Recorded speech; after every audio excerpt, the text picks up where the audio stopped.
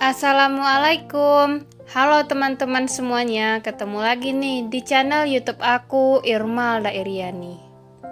Nah, teman-teman, di video kali ini Irma akan menjelaskan kepada kalian apa itu pendekatan objektif dan bagaimana cara menganalisisnya pada karya sastra yaitu cerpen. Berikut uraiannya. Pendekatan objektif adalah pendekatan yang memfokuskan perhatian kepada karya sastra itu sendiri. Wiyadmi 2009 menyatakan bahwa pendekatan ini memandang karya sastra sebagai struktur yang otonom dan bebas dari hubungannya dengan realitas, pengarang, maupun pembaca. Dalam pendekatan objektif, unsur yang diteliti hanyalah unsur intrinsik saja. Nah, unsur intrinsik itu mencakup tema, penokohan, alur, latar, dan gaya cerita. Kali ini judul cerpen yang bakalan Irma kaji adalah Pengemis dan Sholawat Badar. Nah, siapa nih di antara kalian yang pernah membaca cerpen Pengemis dan Sholawat Badar? Cerpen Pengemis dan Sholawat Badar merupakan judul cerpen penutup dari kumpulan cerpen karya Ahmad Tohari.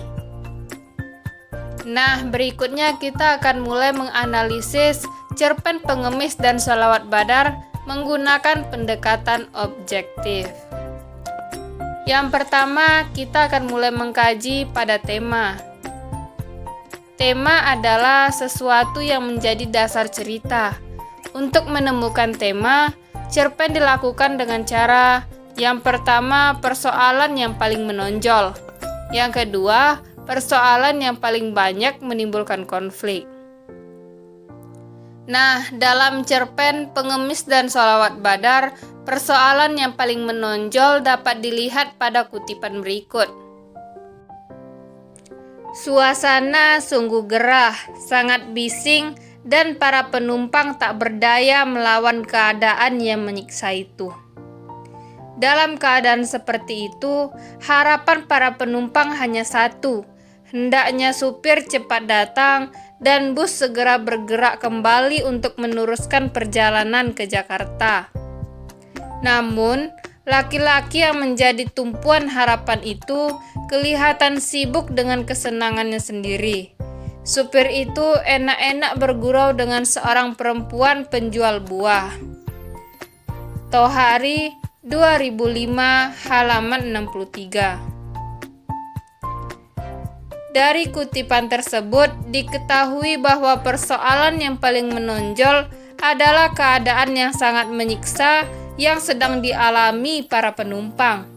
Berdasarkan uraian tersebut, disimpulkan bahwa tema dari cerpen Pengemis dan Sholawat Badar adalah pentingnya sabar dan sholawat.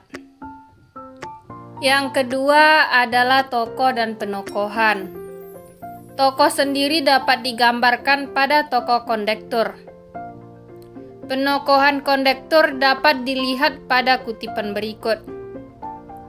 Hei Sirah, kenapa kamu tidak turun? Mau jadi gembel di Jakarta?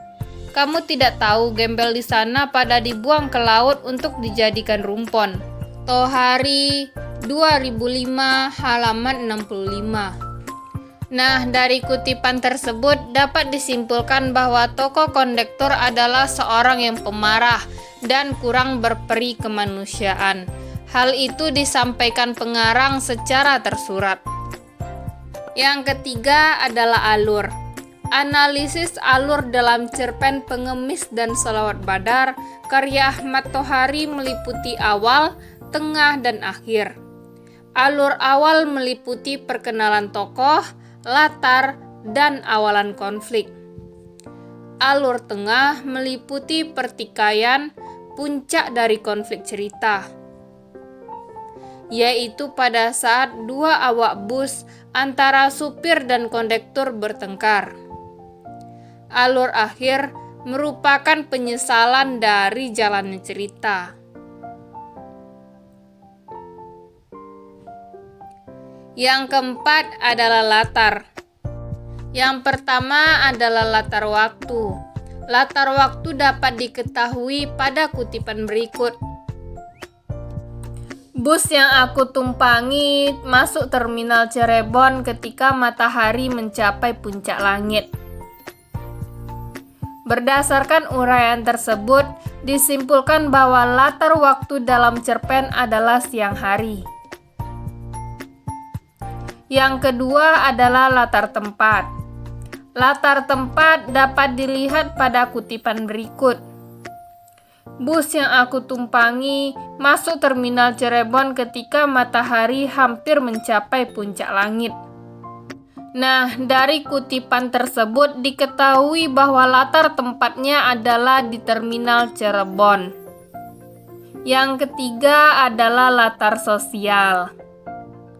Latar sosial dapat dilihat pada kutipan berikut. Dari sebelah kiriku bertiup bau keringat melalui udara yang dialirkan dengan kipas koran. Nah, dari kutipan tersebut juga kita dapat mengetahui bahwa latar sosialnya adalah keadaan yang tidak enak di dalam bus. Wah, tidak terasa ya. Selesai sudah analisis kita pada cerpen Pengemis dan Sholawat Badar menggunakan pendekatan objektif. Irma ucapkan terima kasih kepada teman-teman yang telah menonton video Irma. Jangan lupa like, komen, dan subscribe. Akhiran kata, wassalamualaikum warahmatullahi wabarakatuh.